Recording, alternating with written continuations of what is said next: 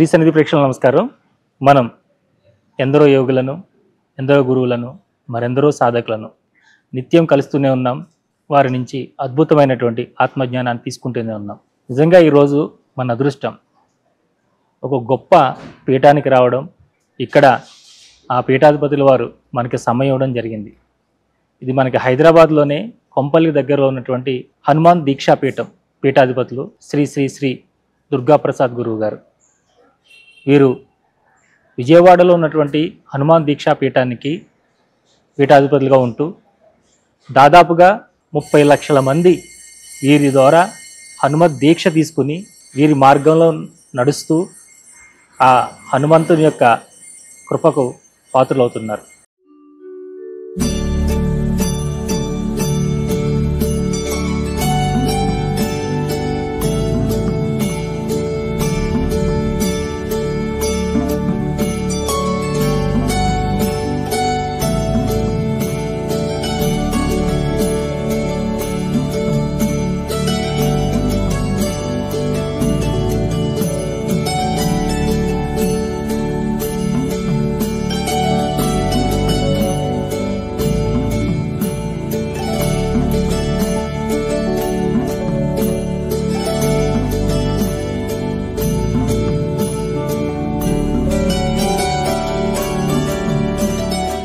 మరి అలాంటి గొప్ప గురువులు, పీఠాధిపతులు ఈరోజు మనకి సమయం ఇచ్చారు.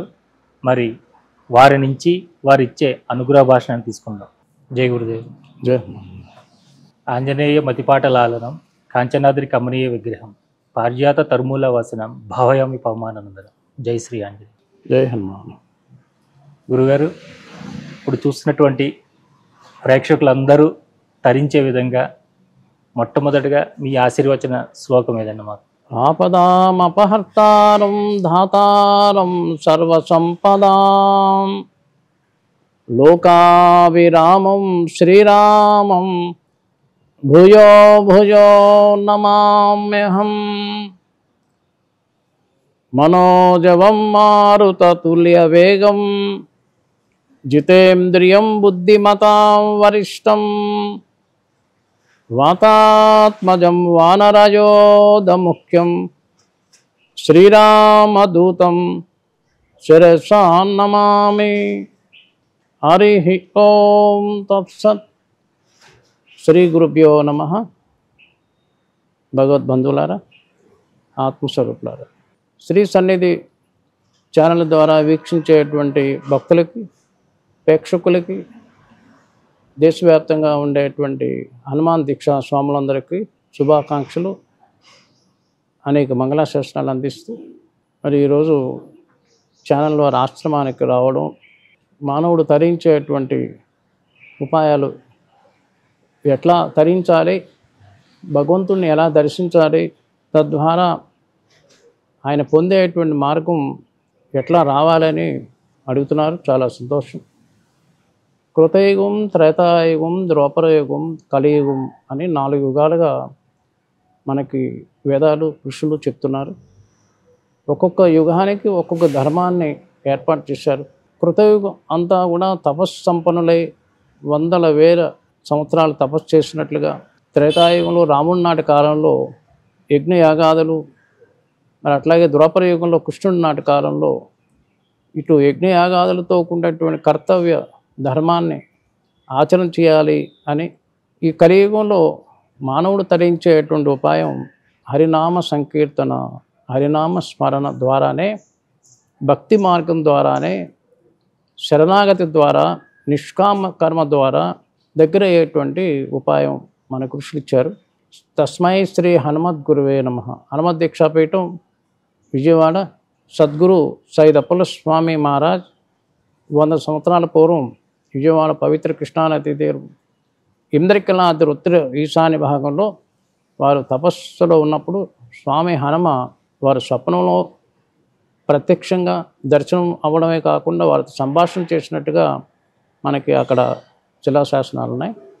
నేను ఇక్కడ ఉన్నాను, నా శాలిగ్రామ మూర్తి ఈ యొక్క భూమిలో నిక్షిప్తం అయి ఉన్నాను అని వారు చెప్పడం, ఆ మూర్తిని తీసిన తర్వాత ఒక పీఠంగా వారు ఏర్పాటు చేసి 100 సంవత్సరాల పూర్వం అంటే మీ అందరికీ తెలుసు. ఇంకా కులం, మతం, అంటరానితనం భావాలు ఎన్నో ఉన్నాయని మీకు తెలుసు. మరి దాని సందర్భంలో వారు చెప్పినటువంటి ఆదేశం ఏంటంటే, దేశవ్యాప్తంగా ప్రజలందరికీ గ్రామాల్లో ప్రతి ఇంటికి ఆచార్యుడు అయినటువంటి హనుమంతుడి యొక్క దీక్షని, హనుమత్ మంత్రాన్ని ఉపదేశం ఇవ్వాలి అని వారు ఆదేశిస్తూ మాకు 45 సంవత్సరాల పూర్వం ఈ దండాన్ని ఇచ్చారన్నమాట. ఇస్తూ ఎవరైతే భక్తి శ్రద్ధలు కలిగి ఉన్నారో వాళ్ళందరికీ కూడా దీక్షా మంత్రాన్ని ఇవ్వమని వారు ఆదేశించిన మేరకు మేము విజయవాడలో ప్రారంభం చేసి ఒకరిగా ప్రారంభమై ఇటు ఉత్తర ప్రాంతంలో హైదరాబాద్ నుండి ఉత్తర తెలంగాణ ప్రాంతం, మహారాష్ట్ర ప్రాంతాల్లో పర్యటిస్తూ ఒక 7గురితో ప్రారంభించినటువంటి దీక్ష ఇప్పుడు సుమారుగా 30 లక్షల మంది పైనే ఈ మాలాదానం దేశవ్యాప్తంగా జరుగుతుంది. ఈ దీక్షలో ఉండేటువంటి అద్భుతమైనటువంటి ప్రక్రియ ఏంటంటే, మానవుల్లో ఉండేటువంటి దురవ్యసనాలను మానవేసి తను, తన కుటుంబం, తన పిల్లలు ఒక ప్రశాంతమైనటువంటి జీవనానికి రావడమే కాకుండా సమాజ కళ్యాణం కోసం కూడా వారు ముందుకు రావడం జరుగుతుందన్నమాట. హనుమత్ దీక్షా పీఠం ప్రతి గ్రామాల్లో మాలాధారణ, మంత్రోపదేశం ఇస్తూ గురుదక్షిణ అనేటువంటిది ఒకటి అడుగను ఓ సంప్రదాయం. ఏంటి ఆ గురుదక్షిణ అంటే, చాలామంది ఏమనుకుంటే స్వామీజీ అడిగితే అది ఏదో డబ్బుగా అని అనుకోవచ్చు. అసలైనటువంటిది గురుదక్షిణ అది కాదు. నీకుండేటువంటి అలవాట్లను మానివేసి అదే గురుదక్షిణగా ఇవ్వాలని మొట్టమొదటిగా వాళ్ళకి చెప్పే మాట. అలాగే ప్రతి గ్రామాల్లో దేవాలయాలు లేకుండా ట్రైబల్స్ ప్రాంతాల్లో, అడవి ప్రాంతాల్లో, ఆ ప్రాంతాల్లో కూడా పర్యటిస్తూ చిన్న చిన్న గ్రామాల్లో ఆంజనేయ స్వామి విగ్రహాలు వాళ్ళకి ఇస్తూ విగ్రహ ప్రతిష్ఠ కార్యక్రమం చేపిస్తూ మీరు ప్రతిరోజు కూడా దీపారాధన చేసుకోండి, సనాతన ధర్మంలో ఉండేటువంటి మార్గానికి రావాలి అని చెప్పడంతోనే దేశవ్యాప్తంగా ఒక ఉద్యమంగా కొనసాగుతూ ఇప్పటి వరకు అంటే ఈ సంవత్సరానికి 30 లక్షల పైనే దాటారు. 30 లక్షల మంది ఇప్పుడు దీక్షా సాధకులు ఉన్నారు, మాలాదానంలో పాల్గొన్నారు. ఈ సందర్భంగా వాళ్ళకి మెల్లిమెల్లిగా జీవన విధానంలో మార్పు చేసుకుంటూ రావడం కోసం మంత్ర ఉపదేశం దీక్షలో ఉన్నప్పుడు ఒక 40 రోజులు, 108 రోజులు, 40 రోజులు, 21 రోజు, 11 రోజులు ఒక నియమాన్ని పాటిస్తూ వారు ఉండడం. అదే కాకుండా తన దైనందిన జీవితంలో మంత్ర ఉపదేశం అనేటువంటి తీసుకొని ఇంట్లో భార్యాభర్తలు ఇద్దరు కూడా ఆ దీక్షా మంత్రాన్ని ప్రతిరోజు కూడా పఠిస్తూ ఆ నియమంలో రావడం. 40 రోజులు దీక్షగా ఉండడం ఒక ఎత్తు, మీ జీవితాంతం కూడా శాకాహార అయిపోతాం, మేము ఏ అలవాట్లు లేకుండా ఉంటాం, గృహస్థర్మంలో ఉంటాం అని ఒక ప్రమాణంగా తీసుకొని వారికి స్వామివారి యొక్క మంత్రోపదేశం ఇవ్వడం జరుగుతుంది. దానికి నాందిగా ఈ సంవత్సరం మరి అక్కడ అయోధ్యలో సరయూ నది తీరంలో గురు పౌర్ణమి రోజు గురు పూర్ణిమ కార్యక్రమం సందర్భంగా సరయూ నది తీరంలో సీతారామ కళ్యాణం చేస్తూ భక్తులందరికీ కూడా చాతుర్మాస దీక్ష, అర్ధచాతుర్మాస దీక్ష, మంత్రోపదేశం అనేటువంటిది ఇవ్వడమే కాకుండా మంత్రం ఎన్ని అక్షరాలు అవుతున్నాయో అన్ని అక్షరాలకి లక్షలు జపం చేయడానికి కూడా వాళ్ళకి మార్గదర్శనం ఇవ్వడం జరిగింది. ఆ మార్గదర్శనంలో వాళ్ళు చాలామంది దంపతులు సహితంగా ముందుకు రావడమే కాకుండా వాళ్ళు లక్షలు జపం చేయడానికి వాళ్ళు సన్నద్ధమై ఆ ఉపదేశం తీసుకోవడం జరిగింది. నేటి సమాజంలో దేశవ్యాప్తంగా దేవాలయాలు, ఆశ్రమాలు, పీఠాలు, మఠాలు ఎన్నో ఉన్నాయి, మనం చూస్తూనే ఉన్నాం. ఏ దేవాలయాలు చూసినా ఎక్కడ చూసినా జనం బాగా భక్తులు కోకొల్లుగా ఉన్నారు. కానీ దానిలో పరివర్తన అనేటువంటిది, మార్పు అనేది కావాలి.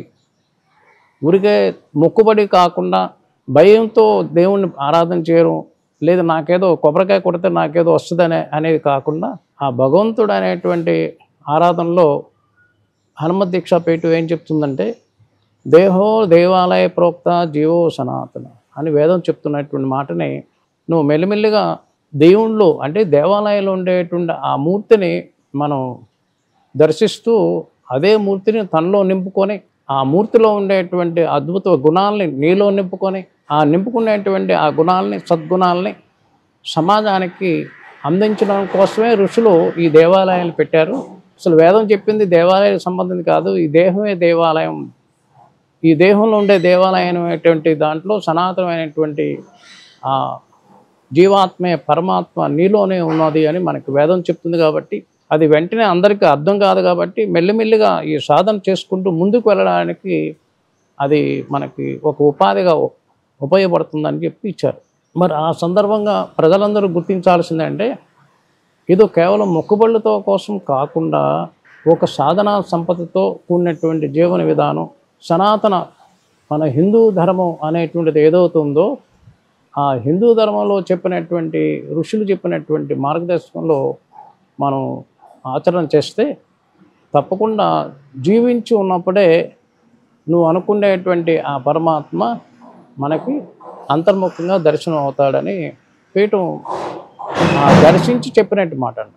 మా పూర్వ ఆచార్యులు మరి అట్లా వారు చెప్పినటువంటి మార్గదర్శనంలో మేము ఆ దర్శనం ఆ సంబంధించినటువంటి ఆనందాన్ని మేము పొందుతూ సమాజానికి చెప్పేటువంటి మాటగా మీ అందరికీ మరొకసారి విజ్ఞప్తి చేసేదంటే ప్రతి భక్తుడు ప్రతి మానవుడు కులాలు మతాలు అనేది కాకుండా అతీతంగా ఎవరెవరు ఏ దేవతలను ఆరాధన చేస్తున్నా భగవంతుడు ఒకడే, ఆ భగవంతుడు ఒకే మార్గంలో ఈ కలియుగానికి ఆచార్యుడు తస్మై శ్రీ హనుమత్ గురువే నమః.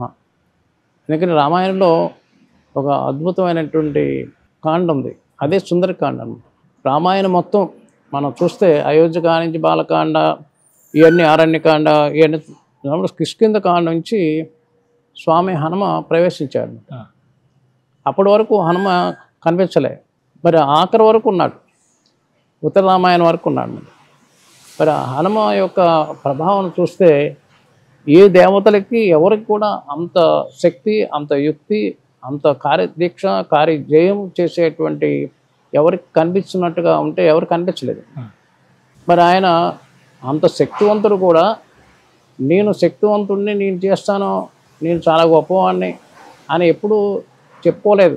ఆయన లంకలో వెళ్ళినప్పుడు సీతాన్వేషణలో ఎక్కడ చూసినా అమ్మవారి దర్శనం కాలేదు. ఎట్లా మరి కార్య సాధన కోసం వచ్చినటువంటి వాడు ఏం చేయాలి అనే ఆలోచనలో పోయి ఆయన కూడా నిరుత్సాహపడతాడు ఒక సమయంలో. అంటే సాధకుడికి నిరుత్సాహం వస్తుంది, ఆయన ధైర్యంగా ఉండాలని మళ్ళీ ధైర్యాన్ని పుంజుకొని దూరంగా ఉండేటువంటి ఒక భవనాన్ని చూసి అక్కడ ఉండొచ్చు మనకి అని అక్కడికి వెళితే తులసి వనం ఉంటుంది. అక్కడ ఎవరు ఇంత రాక్షసుల మధ్యలో తులసి వనం ఉండడం ఏంటి అని చూస్తే సంచరిస్తుంటాడు మారువేషంలో. ఆ భవనం విభీషణుడు చక్రవర్తి, విభీషణుడు అనమాట, రావణ బ్రహ్మ సోదరుడు. విభీషణుడికి స్వప్నం వస్తుంది, ఎవరో ఒక మహాత్ముడు నా భవనం ముందు సంచరిస్తున్నాడు అని. ఎప్పుడైతే ఆయనకు వచ్చిందో బయటకు రావడం తలుపు తీసి చూసరికి చూస్తాడు. అయ్యా తమరు ఎక్కడి నుంచి వచ్చారు, ఈ లంకలో ఎలా ప్రవేశించారు అని అడుగుతాడు. ఏదో చూద్దామని వచ్చానయ్యా అంటే కాదు కాదు అంత తేలిగ్గా ఎవరు రాలేరు అంటే నేను ప్రాబ్లం చెప్తాడు, నేను రామదూతని అని. నువ్వెవరయ్యా అంటే నేను రావణ బ్రహ్మ సోదరుని. ఎప్పుడైతే రామదూత అన్నాడో రామదర్శనం చేయిస్తారా మీరు అంటాడు. రామదర్శనం కావాలంటాడు. హనుమంతుడు ఒక గొప్ప మాట అంటాడు, ఏమయ్యా నువ్వు రామదర్శనం అడుగుతున్నావు కదా, నువ్వేం చేసావని రామదర్శనం చేయించాలి చెప్పు అంటే నేను రామజపం చేస్తున్నాను అంటాడు. కేవలం రామజపం చేస్తున్నంత మాత్రాన రామదర్శనం కాదు, రామజపంతో రామ కార్యం కూడా చేయాలి, రామ సేవ చేయాలి, అప్పుడు నీకు దర్శనం అవుతుంది. సరే ఏం చేయమంటారు చెప్పు అంటే నాకు సీత అమ్మవారి దర్శనం చేయించు అంటే అప్పుడు అశోక వాటికలో ఉందని చూపిస్తాడు. అంటే ఇక్కడ దీన్ని బట్టి ఈ చిన్న విషయంలో రామజపం చేస్తూనే ఉన్నారు దేశం అంతా. మరి ఆ రామజపంలో ఉండేటువంటి తత్వాన్ని ఎవరు గ్రహించట్లేదేమో అనిపిస్తుంది. చాటివాడు ఆకలితో ఉంటాడు, చాటివాడు బాధలతో ఉంటాడు, చాటివాడు చాలా అప్పుడు తన్ను కూడా నాలాంటి వాడు కదా అని గ్రహించట్లేదు అని మనకు తెలుస్తుంది. కాబట్టి ఈ చిన్న కథలో సుందరకాండలో ఇదో ఒక ఘట్టం. ఇక అశోక వాటికలో ప్రవేశిస్తే అశోక వాటి పైన చెట్టు పైన ఉంటుంది, ఈ పైన ఇదేనండి సూక్ష్మ రూపదర్శిహ దికావా అనే చాలా చిన్న సూక్ష్మంలో ఉండి పైన అమ్మవారితో ఎలా సంభాషణ చేయాలి, ఎట్లా ఎప్పుడు వెళ్ళాలి, ఆ సందర్భాన్ని ఆయన ముందుగా అన్ని ఆలోచన చేస్తాడు. చేసిన తర్వాత విడదాం అనే సమయంలో అప్పుడే రావణ బ్రహ్మ వస్తాడు. రావణాసుడు సంభాషణ అంతా విని చాలా ఉద్రేకం, కోపం వస్తుంది అన్నమాట. ఆపుకున్నాడు. ఆయన వెళ్ళిన తర్వాత సీతమ్మ వారితో ఎలా సంభాషణ చేయాలి, ఎట్లా వెళ్ళాలి అనుకున్న ప్రకారంగా ఆయన మెల్లిక కింద దిగి అంజలి ఘటిస్తూ రాముడిచ్చినటువంటి శ్రీరామ అనే ముద్రికని సీతమ్మ వారికి అందిస్తాడన్నమాట. ఆమె భయపడుతుంది. లేదమ్మా, నేను రాముడి దగ్గర నుంచి వచ్చినటువంటి వాడిని, నేను రామదూతని అని చెప్తాడు. ఇదిగో కావాలని చూడు అని ముద్రికని ఇస్తాడు. ముద్రిక ఎప్పుడైతే ఇచ్చాడో గుర్తించి అమ్మవారు విశ్వసిస్తుంది, ఈతను నిజంగా రామదూతే అని. భయపడుతుంది. నువ్వు భయపడొద్దమ్మా, రాముడు వస్తున్నాడు, ధైర్యంగా ఉండు అంటే ధైర్యాన్ని ప్రబోధించేటువంటి వాడు. నీకు ఇంకా భయం ఉంటే నా భుజాల మీద కూర్చో, నేను తీసుకొని వెళ్ళి రాముడి దగ్గర చేరుస్తాను అంటాడు. అంటే అమ్మవారు కింద నుంచి పైదాకా ఒకసారి అలా నేత్రాలతో వీక్షిస్తే ఆంజనేయ స్వామివారు నవవేకన పండితుడు. ఇప్పుడు సైకలాజిస్ట్ అంటారు కదా, ఇప్పుడు ఇవాళ రేపు. ఎప్పుడో మన సనాతన ధర్మంలో ఋషులందరూ సైకలాజిస్టులు అంతా. నీ మనసులో ఏముందో చూసి, అమ్మా నన్ను విశ్వసించట్లేదు కదా, నేను ఎవరు అనుకున్నావు అని ఆయన విశ్వరూపాన్ని చూపిస్తాడు. మరి అలాంటి విశ్వరూపం చూపించి నువ్వు ధైర్యంగా ఉండు అని. దీనికి ముందు సందర్భం సంభాషణ ఏం చెప్తుందంటే, ఏమయ్యా బాగానే ఉంది, నువ్వు చూడడానికి ఎంత ఉన్నావు, మరి అందరూ నీ వానరులు అందరూ అంటున్నావు కదా, అందరూ నీలాగే ఇలాగే ఉంటారు. లేదు లేదు, ఒక కార్యాన్ని దగ్గరికి పంపించాలంటే అందరికన్నా చిన్నవాడిని పంపిస్తారు. అందరికన్నా చిన్నవాడిని నేను, నాకన్నా ఎన్నో రెట్లు బలవంతులు, ఎన్నో ఏనుగులు బలవంతమైనటువంటి బలశాలు ఉన్నారు. సుగ్రీవుడు, జాంబవంతుడు, నలుడు, నీడు, ఇట్లా పేరు చెప్తాడు. ప్రతి మానవుడు కూడా ఊరికే సుందరకాండ పారాయణ చేస్తూ ఉంటారు, చదువుతూనే ఉంటారు. మేము చదివేసాం అనే అనుకుంటుంటారు. నిజమే, మంచిదే, పారాయణం అనేది అవసరం. కానీ దాంట్లో అంతరార్థాన్ని గ్రహిస్తే ఎప్పుడు కూడా తన కీర్తిని, తన పేరుని నేను ఫలానా ఫలానా అని చెప్పుకోకూడదు. మన శక్తిని అక్కడ వ్యక్తం చేయకూడదు. మనకన్నా గొప్ప వాళ్ళగా ఇతరులు చెప్పుకునేటువంటి స్థితిలో ఉండాలి. ఇతరులు మనం గుర్తించాలి కానీ మన గురించి మనం చెప్పుకోకూడదు అని హనుమంతుడు చెప్పినటువంటి అద్భుతమైనటువంటి విషయం అన్నమాట. వ్యక్తిత్వ వికాసాన్ని సమాజానికి ఇవాళ ఆయనని ఆదర్శంగా తీసుకొని, అంటే హనుమంతుడిని ఆదర్శంగా తీసుకొని సమాజానికి ముందుకు వెళితే ఎంతో ముందుకు సాగేటువంటి మన భారతదేశం. మరి అలాంటి సందర్భంలో హనుమంతుడు చెప్పినటువంటి మాట ఏంటి, అమ్మా నువ్వు ధైర్యంగా ఉండు అని. అంటే ధైర్యాన్ని ప్రబోధించేటువంటి వాడు, అలాగే సర్వకార్యాలు కూడా నెరవేర్చేటువంటి వాడు. అమ్మవారు కూడా చాలా సంతోషపడ్డది, ఆనందించింది. ఆయన రాకపోతే నేను ఆత్మహత్య చేసుకునేటువంటి పరిస్థితిలో ఉన్నప్పుడు ఆ యొక్క శక్తిని గ్రహించినటువంటి అమ్మవారు అప్పుడే నువ్వు చిరంజీవిగా ఉండు నాయనా అని మంగళాశాసనం ఇచ్చారని మనకి సుందరకాండలో చెప్తుంది. అష్టసిద్ధి నవనిధికే దాత అశ్వన దీన్హ జానకి మాత రామ రసాయనికే తుమరే పాస సదారహో రఘుపతికే దాస అని మనకి హనుమాన్ చాలీసాలో కూడా ఉందన్నమాట.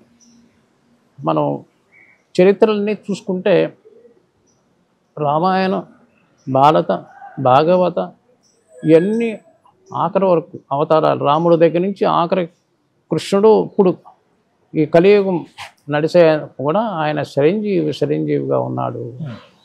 మరి భక్తులందరికీ, ప్రజలందరికీ, ఛానల్ ముందు వీక్షించేటువంటి ప్రేక్షకులకి ప్రత్యేకంగా హనుమత్ దీక్షాపీఠం చెప్పేది ఏంటంటే, ఆయన చిరంజీవి, నవవేకన పండితుడు, భవిష్యత్ బ్రహ్మనే నమః. ఆయన రాబోయేటువంటి యుగానికి భవిష్యత్ బ్రహ్మ కాబోతున్నాడు. మీరు ఏ దేవతలను ఆరాధన చేసినా అది మీ యొక్క ఉపదేశం, మంత్రానుష్ఠానం ఉంటుంది. కానీ ఆచార్యుడు ఉండాలి. ఎలాంటి ఆచార్యుడు ఉండాలి? లోకంలో అనేక మంది గురువులు ఉన్నారు, వాళ్ళందరూ మంత్రం ఇస్తున్నారు. కానీ సర్వకార్యసిద్ధుల్ని, సర్వ దేవతల స్వరూపుడైనటువంటి, అంటే సర్వ దేవతల యొక్క స్వరూపమే ఆంజనేయ స్వామి అని మనకి పురాణాలు చెప్తున్నాయి. ఆయన సాక్షాత్ ఈశ్వరుడే, ఏకాదశ రుద్రుడు అని చెప్తుంది. అలాంటి స్వామిని ఎవరో అయితే ఆరాధన చేయడమే కాకుండా ఆచార్యుడుగా, గురువుగా స్వీకారం చేసుకొని ఆయన యొక్క మంత్రాన్ని, స్వామి ఇచ్చినటువంటి మంత్రాన్ని, దేశవ్యాప్తంగా అందరికీ చెప్పే మంత్రాన్ని ఓం శ్రీరామదూతాయ నమః, ఓం శ్రీరామదూతాయ నమః, ఓం శ్రీరామదూతాయ నమః అనే మంత్రాన్ని ఎవరైతే స్వీకారం చేసుకొని స్మరిస్తూ అనుష్ఠానంలో పెట్టుకుంటారో తప్పకుండా సర్వకార్యసిద్ధి జరుగుతుంది. ఎన్నో లక్షల మందికి జరుగుతుంది, కోట్ల మంది కూడా ఆస్వాదిస్తున్నారు.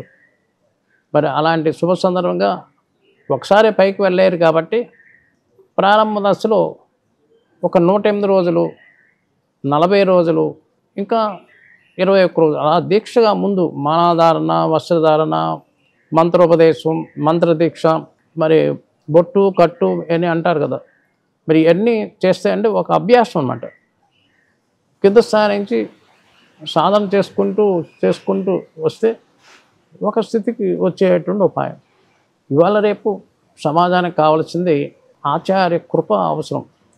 ఆచార్య కృప ఉంటే అన్నీ లభించినట్టే. కాబట్టి ఈ హనుమంతుడి యొక్క కృప ద్వారా మీరు చేయాల్సినటువంటి పనులన్నీ కూడా నిర్విఘ్నంగా కొనసాగుతాయి అని హనుమత్ దీక్ష పీఠం విశ్వసిస్తూ ఆచరణ చేస్తూ మీకు చెప్పే మాట. హనుమత్ దీక్ష ద్వారానే సర్వ కార్యాలు నెరవేరుతాయి అని హనుమత్ దీక్ష పీఠం పదే సార్లు చెప్తున్నాం. దానికి తోడుగా ధర్మో రక్షత రక్షిత, ధర్మాన్ని కాపాడితే ధర్మం నిన్ను కాపాడుతుంది. హనుమత్ స్వరూపమే ధర్మస్వరూపం, రామస్వరూపమే ధర్మస్వరూపం. మరి రామో విగ్రహాన్ ధర్మ, మరి రాముడి యొక్క ఆ మూర్తే ధర్మస్వరూపం అని, ఆ ధర్మస్వరూపంగా ప్రతినిధిగా హనుమంతుడని అని మనకి రామాయణ, భారతం అన్నీ చెప్తుంది. కాబట్టి దీంట్లో ఇప్పుడు ప్రజెంట్ అంటే ఇప్పుడు ఈ సమాజంలో మీ అందరికి తెలుసు, రక్షణ పొందేటువంటి విధానం, రక్షించబడేటువంటి విధానం కావాలి. ఏంటి ఆ రక్షణ అంటే గో సంరక్షణ, స్త్రీ సంరక్షణ, దేవాలయ సంరక్షణ, భారతదేశ సంరక్షణ, సనాతన హిందూ ధర్మ సంరక్షణ. ఈ 5 కూడా జరగాలి. ప్రపంచం అంతా భారతదేశం చూస్తుంది. భారతదేశం ఏం చెప్తుందా, వారు ఇచ్చేటువంటి మెసేజ్ ఏముంది అని ప్రపంచం అంతా చూస్తే భారతదేశంలో ఉండేటువంటి ప్రజలందరూ కూడా పరిపరి విధాలుగా దారి తప్పి వెళుతున్నారు. తస్మాత్ జాగ్రత్త జాగ్రత్త. మన ధర్మాన్ని, మన సంస్కృతిని, మన సంప్రదాయాల్ని, మన ఆచారాలని, మన పెద్దల్ని, తల్లిదండ్రుల్ని, మన గురువుల్ని, మన ఋషుల్ని వాళ్ళని ఎప్పుడైతే వదిలివేస్తామో మనం గాల్లో వెళ్ళిపోయే లెక్క. కాబట్టి గో సంరక్షణ ఇవాళ రేపు చూడండి, రకరకాలమైనటువంటి హింసలు పెట్టి గోవుల్ని తీసుకుని వెళ్ళి దాని యొక్క చర్మాన్ని, మాంసాన్ని ఎక్స్పోర్ట్ తీసుకెళ్ళిపోతున్నారు. దాన్ని ఆపాల్సిన పరిస్థితి ప్రతి వ్యక్తికి ఉంది. ఏదో హిందూ అనే కాదు, భారతదేశంలో పుట్టిన ప్రతి వాడు హిందువే. మరి అలాంటి హిందూ సమాజం అంతా జాగృతి కావడం కోసం మరి ఈ మధ్య కాలంలో అంటే జనవరి 1,000,000 హనుమాన్ చాలీసా పారాయణం అని తిరుపతిలో కార్యక్రమం పెట్టాం.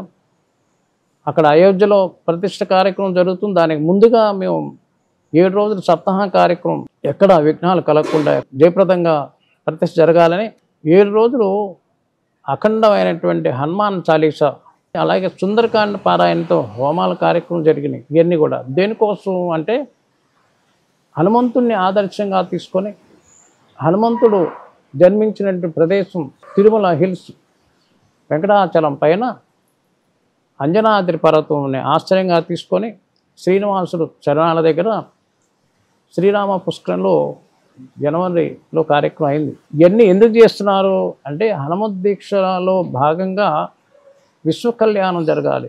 ఈ గో సంరక్షణ ద్వారా మన తెలియకుండానే ఎంతో ఆరోగ్యమైనటువంటి గోక్షీరం అంటే ఆవు పాలు, ఆవు పెరుగు, ఆవు నెయ్యి, అలాగే గోమూత్రం, గోమయం ఇవన్నీ కూడా పంచగవ్యాలుగా చెప్తున్నారు. ఈ పూర్వం ఇన్ని హాస్పిటల్స్, ఇన్ని డాక్టర్స్ లేరు కదా, ఇంత మందులు లేవు కదా.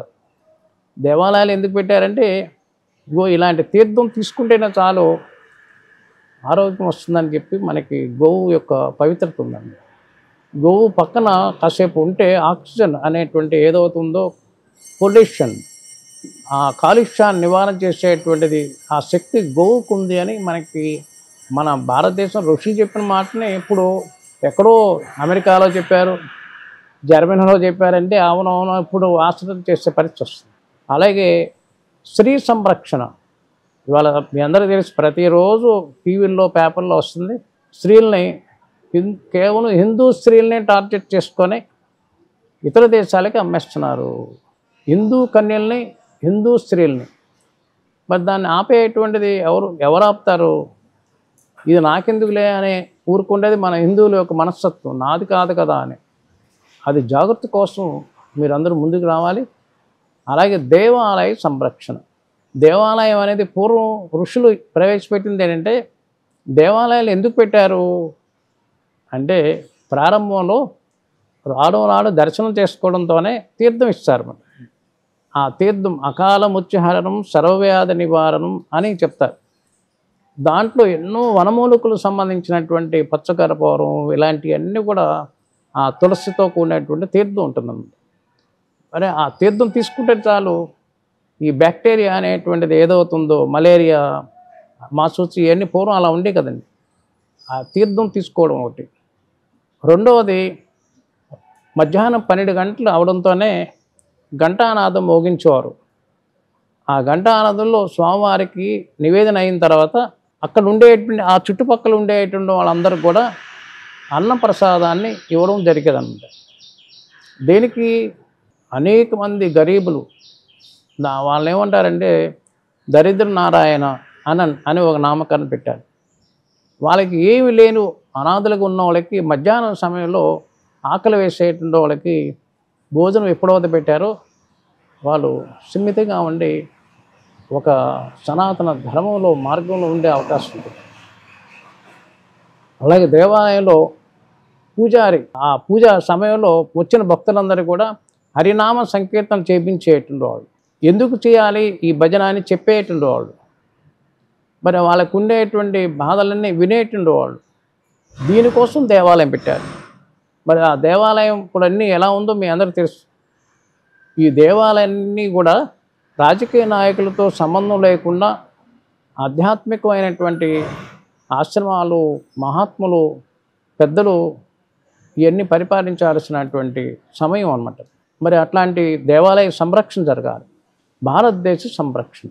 మన భారతదేశంలో సంరక్షణ అంటున్నారు ఏంటండి, మరి చుట్టూ మిలిటరీ ఉంది కదా, మరి ఇంక మేము కూడా వాళ్ళతో పాటుగా వెళ్ళాలా అనుకుంటున్నారేమో.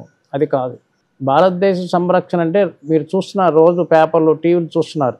యుద్ధ భయాలు ఎక్కడ పడితే అక్కడ, ఏ దేశంలో ఆ దేశంలో. ఈ మధ్యన రష్యా ఉక్రెయిన్ యుద్ధాలు, రకరకాలమైనటువంటి ప్రయోగాలు జరుగుతూనే ఉన్నాయి. మరి ఆ యుద్ధ భయాలతో ఏం జరుగుతుంది అంటే, ఇగో ఈ దేశంలో వాళ్ళు వేసేటువంటి బాంబింగ్స్ ప్రమాదకరంగా జరుగుతుంది, జన నష్టం ఎక్కువైపోతుంది, మీరు దేశం వదిలి వెళ్ళిపోండి అని ఈ దేశం వాళ్ళు చెప్పారనుకోండి, వీళ్ళు ఏం చేస్తున్నారంటే ఇక్కడి నుంచి ఆ పక్క దేశానికి వెళ్ళిపోతున్నారు. అట్లా మన భారతదేశం మీదే యుద్ధం వచ్చిందనుకోండి, ఎక్కడికి వెళ్ళాలి? మన చుట్టూ ఉండేటువంటి వ్యవస్థ ఒకసారి మనం చూస్తే, ఇటు పాకిస్తాను, చైనా, బంగ్లాదేశ్, నేపాల్, టిబెట్ ఇవన్నీ మనకి విరోధమైనటువంటి అన్నమాట. మనల్ని ఎవరు రాలేరు. మరి ఎక్కడికి వెళ్ళాలి అంటే హిందూ మహాసముద్రం ఒకటి ఖాళీ ఉంది, దాంట్లోకి వెళ్ళి పడాలి మనం అంతా. మరి భారతదేశ సంరక్షణలో దీంట్లో అంతర్భాగంగా ఏం చేస్తున్నారు? మత మార్పులు జరుగుతున్నాయి. వాళ్ళకి ఏదో మభ్య పెడుతున్నారు. మరి ఆ మత మార్పులు జరగడం వల్ల ఏమవుతుంది? మనకి డెమోక్రసీ కంట్రీ అని చెప్పి ఓట్లతో వచ్చేటుంది కాబట్టి ఎవరికి ఎక్కువ ఓట్లు వస్తే వాడు గెలిచినట్టు, ఎవరు గెలిస్తే వాళ్ళు సీట్లు అధికారం వచ్చినట్టు. మరి దేశంలో అనాచారాలు పూర్వం జరిగినట్టుగా ఇంకా పెరిగిపోయేటువంటి ప్రమాదాలు ఉన్నాయి. కాబట్టి ప్రతి హిందూ, ప్రతి భారతీయుడు, మనందరూ కూడా హిందువులు, భారతీయులు, భారత్ మాతాకి జై గో మాతాకి జై, సనాతన హిందూ ధర్మకి జై అని ఒక నినాదంతో మీరందరూ జాగృత కావడం కోసం భారతదేశ సంరక్షణ మనందరి మీద ఉంది అని మరోసారి మీ అందరికి గుర్తు చేస్తున్నాం. అలాగే సనాతన హిందూ ధర్మ సంరక్షణ. హిందూ ధర్మం అంటే ప్రతి హిందువు ప్రతిరోజు ఉదయం స్నానం చేయడంతోనే బయటకు వచ్చే ముందు బొట్ట పెట్టుకొని ఉండాలి. ఇక రెండవది, భారతదేశంలో ప్రతి హిందూ అనేక కులాలు ఉంటారు. మన ఇంట్లో ఉన్నప్పుడే మన కులం, బయటకు వచ్చాక మనందరూ హిందువులుగా కొనసాగించేట్టుగా, అందరూ స్నేహభావాలతో ఉండేట్టుగా, మన ధర్మాన్ని మనం కాపాడుకునేట్టుగా మీరందరూ కూడా శక్తివంతులుగా కావాలి. హనుమంతుడు అనేటువంటి అద్భుతమైనటువంటి శక్తి ద్వారా మీరందరూ కూడా హనుమత్ దీక్ష స్వీకారం చేయమని, హనుమత్ దీక్ష ద్వారా, హనుమంతుడి యొక్క మంత్రం ద్వారా మీరు అనుకునేటువంటి కార్యాలన్నీ కూడా నెరవేరుతాయి అని మీ అందరికీ మరొకసారి విజ్ఞప్తి చేస్తున్నాం. స్వామివారి యొక్క ఆశీర్వాదంతో మొన్నే మేము యాత్ర ఒక 6 రోజులు నైమిషారణ్యం, అయోధ్య, త్రివేణి సంఘం, కాశీ ఈ ఒక యాత్రలు వెళ్ళాం. ప్రతి సంవత్సరం గురు పౌర్ణమి కార్యక్రమం ఒక సంవత్సరం విజయవాడలో, ఒక సంవత్సరం హైదరాబాద్లో ఇట్లా చేస్తుంటాం. మరి ఈ సంవత్సరం అయోధ్యలో గురు పౌర్ణమి సందర్భంగా కార్యక్రమం చేయడమే కాకుండా ప్రతి తీర్థాల్లో ఆయా దేవతలకు సంబంధించినటువంటి నైమిషారణ్యంలో లక్ష్మీనారాయణ శాంతి కళ్యాణం జరిగింది, అయోధ్యలో సీతారామ కళ్యాణం జరిగింది, అలాగే కాశీలో శివ కళ్యాణం జరిగింది. ఇట్లా కళ్యాణం చేస్తూ ప్రజల్లో ఉండేటువంటి మూఢనమ్మకాలని, మన హిందువులకి ఏంటంటే అసలు నమ్మకం పోయింది, మూఢనమ్మకాలు పెరిగింది. ఆ మూఢనమ్మకాలు తొలగించుకునేటువంటి శాస్త్రీయంగా పద్ధతుల ద్వారా, హనుమత్ దీక్ష ద్వారా మీరందరూ ముందుకు సాగాలి, రావాలి అని మిమ్మల్ని అందరినీ కూడా ఆహ్వానం చేస్తున్నాం. త్వరలోనే కాశీలో ఒక అద్భుతమైనటువంటి మహాయాగం తలపెట్టాం. సంకట విమోచన ఆంజనేయ స్వామి అంటే ఆంజనేయ స్వామి వారు మన భారతదేశంలో అనేక ప్రదేశాల్లో ప్రత్యక్షమై భక్తులకి దర్శనం ఇచ్చారని సంత తులసిదాస్ మహాత్మా, మీ అందరూ తెలుసు. తులసిదాస్ అంటే హనుమాన్ చాలీసా రచించినటువంటి స్వామివారు. కాశీపట్నంలో రామదర్శనం కోసం రోజు ఎదురు చూస్తూ ఉన్నాడండి. ఆయన దర్శనం ఎప్పుడో వద్దో అని తప్పిస్తుండేటువంటి సమయంలో ప్రతిరోజు ఆయన సంధ్యావందనం చేసుకుంటూ ఒక వృక్షం కింద ఆయన తీర్థాన్ని, ప్రసాదాన్ని వేస్తూ ఉంటే ఆ వృక్షం పైన ఒక బ్రహ్మరాక్షసు రోజు ఆ ప్రసాదాన్ని స్వీకరిస్తూ ఆమె ఒకసారి చెప్తుంది, ఓ మహాత్మా, నీకు ఏదో ఒక సహాయం చేయాలనుకుంటున్నాను అంటే అక్కడ చూస్తే ఒక బ్రహ్మరాక్షసు. అదేంటి అంటే, నేను తమోగుణ రజోగుణాలు కలిగినటువంటి రాక్షత్వంతో కూడినటువంటి ఈ విధిలో ప్రతిరోజు నీ మంత్ర జపం, మంత్ర అనుష్ఠానం ద్వారా ఇచ్చేటువంటి తీర్థ ప్రసాదాన్ని స్వీకరించడం వలన నాకు కూడా సత్వగుణం వచ్చింది. సత్వగుణం అంటే ఏంటి? నలుగురికి ఏదో మంచి చేయాలనేటువంటి, సహాయం చేయాలని గుణం. నీకేం కావాలో చెప్పు, నేను అన్నీ ఇస్తాను అని అంటే తులసిదాస్ చెప్తాడు, నాకు రామదర్శనం చేయించు అని. మరి బ్రహ్మరాక్ష అంటుంది, అమ్మో రామదర్శనం అంటే మామూలు కాదు కదా, అది అసంభవం, అది నా పరిమితి దాటి వెళ్ళిపోయింది. ఉపాయం చెప్తాను నీకు. ఏంటి ఆ ఉపాయం అంటే, ప్రతిరోజు నువ్వు రామాయణం పారాయణ చేస్తున్నావు కదా, నువ్వు ప్రవచనం చెప్తుంటే అందరూ వస్తున్నారు వినడానికి. ఆ వచ్చేటువంటి వాళ్ళు కూడా హనుమంతుడు ఉన్నాడయ్యా అని అంటుంది. అబ్బో, నేను ప్రవచనం చెప్తే హనుమంతుడు ఎందుకుంటాడు? లేదు నువ్వు చూడు, అందరికన్నా ముందు వస్తాడు, అందరికన్నా ఆలస్యంగా ఆఖరికి వెళ్తాడు. నీకు గుర్తు చెప్తున్నాను, చూసుకో. ప్రతిరోజు ఆ ఉపన్యాసం లాగా చెప్తున్నప్పుడు ఆ రోజు ముందు రోజు అవుద్ది, రెండో రోజు హనుమంతుడిని పట్టుకుంటాడు. నాకు రామదర్శనం చేయించని ఆయన పాదాలు పట్టుకొని వదలకుండా ఉంటే, అప్పుడు ఆయనకి రామదర్శనం చేయించినటువంటి అడిగినటువంటి సందర్భమే సంకట విమోచన హనుమాన్ కాశీపట్నంలో. అది కాశీలో చాలా ప్రసిద్ధి. మరి అలాంటి దివ్యక్షేత్రంలో, కాశీక్షేత్రంలో కూడా త్వరలోనే ఒక ముహూర్తం కూడా నిర్ణయం జరుగుతుంది. అక్కడ కూడా ఒక మహాయజ్ఞం, రామాయణం పారాయణంతో సహిత సుందరకాండ పారాయణంతో హోమాల కార్యక్రమం కూడా ఒక సంకల్పం జరిగింది. ఇవన్నీ ఎందుకు చేయాలి అంటే లోక కళ్యాణం ఋషులు మహాత్ములు వేద పండితుల సమక్షంలో ఈ కార్యక్రమాలు చేస్తే అది అందరికీ మంచి జరగాలి అనేటువంటి సందర్భంలో ఈ యొక్క కార్యక్రమాన్ని చేయడం కోసం హనుమత్ దీక్షాపీఠం సంకల్పం చేసింది. అంటే ఇక్కడ మీ దగ్గర హనుమత్ దీక్ష తీసుకోవడానికి ఏ ఏ సమయాల్లో రావాలి గురువుగారు? ఇప్పుడు వైశాఖ మాసే కృష్ణాయాం దశమ్యం మందవాసరే పూర్వాభాద్ర ప్రభూతాయ ఆంజనేయాయ మంగళం. స్వామి మనకి పురాణ ఇతిహాసాల్లో వైశాఖ మాసంలో స్వామి పూర్వాభాద్ర నక్షత్రం దశమి అనే తిథిలో మందవాసరే శనివారం రోజు పుట్టారు అని మనకి శాస్త్రం చెప్తుంది.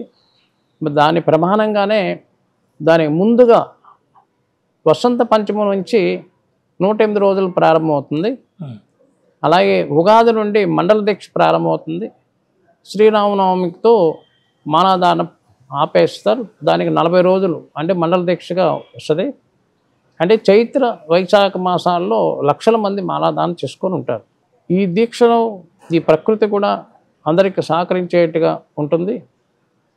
ఎండాకాలంలో ఈ దీక్ష చేయడం వల్ల అంటే ఇంద్రియ పుష్టి, నిగ్రహం, బ్రహ్మచర్యం, అలాగే ఆహార నియమాలు, మానసిక ప్రశాంతతకి దీక్ష నియమానికి ఒక అద్భుతమైన ఫలితం వస్తుందని మనకి పురాణాలు చెప్పబడింది. దాని ప్రమాణంగా వైశాఖ మాసం హనుమత్ జయంతికు సమాప్తం అయిపోతుంది. విజయవాడలో ప్రారంభం చేసి అలాగే ఇక్కడ హైదరాబాద్ ఆశ్రమంలో ఈ దీక్షా మాలాదానం ప్రారంభం చేస్తే దేశవ్యాప్తంగా ఏ గ్రామానికి ఆ గ్రామం అక్కడ ఉండేటువంటి వాళ్ళందరూ కూడా మాలాదానం చేస్తుంటారు, స్వీకరిస్తుంటారు. ఈ ఉత్తరాది హనుమత్ జయంతి అని, దక్షిణాది హనుమత్ జయంతి అని 2 వస్తున్నాయి అనమాట. అది చాలామందికి ఎందుకు వస్తుందని అడుగుతున్నారు. ఇప్పుడు మన తెలుగు వాళ్ళ పంచాంగం ఇప్పుడు మనకిప్పుడు ఏ మాసం నడుస్తుంది అంటే ఆషాఢం నడుస్తుంది. ఉత్తరాది వాళ్ళకి శ్రావణం వచ్చేస్తుంది అనమాట. అంటే మనకి అమావాస్య అయిన తర్వాత మాసం మారితే వాళ్ళకి పౌర్ణమి అయిన తర్వాత మాసం మారుతుంది. ఇప్పుడు ఆ టైంలో ఎప్పుడో ఉత్తరాదిలో హనుమంతుడికి చైత్ర పౌర్ణమి రోజే హనుమత్ జయంతి అని ఉత్తరాదిలో అంటారు. ఉత్తరాది హనుమత్ జయంతిని పురస్కరించుకొని మానదానం ప్రారంభం చేసి దక్షిణాది హనుమత్ జయంతి వైశాఖ మాసంలో విరమణ చేయడం అని మొత్తం ప్రజలందరూ కూడా మేము అది చెప్పడం జరిగింది. అదే కొనసాగుతుంది. హనుమత్ జయంతి, చిన్న హనుమత్ జయంతి అంటారు ఈ ప్రాంతంలో. అంటే తెలంగాణ ప్రాంతంలో చిన్న హనుమత్ జయంతి, పెద్ద హనుమత్ జయంతి అంటారు.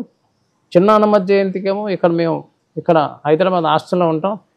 పెద్ద హనుమత్ జయంతికి విజయవాడ పీఠంలో ఉంటాం. అక్కడ హనుమత్ జయంతి అయిన 3వ రోజు తిరుమల హిల్స్ జమాలయ క్షేత్రంలో అక్కడ యజ్ఞ కార్యక్రమం చేయడం ఈ సంవత్సరం 39వ యాగం అయింది. నెక్స్ట్ ఇయర్కి 40 సంవత్సరం అవుతుంది. కాబట్టి ఇట్లా కొనసాగుతుంది పీఠం కార్యక్రమం.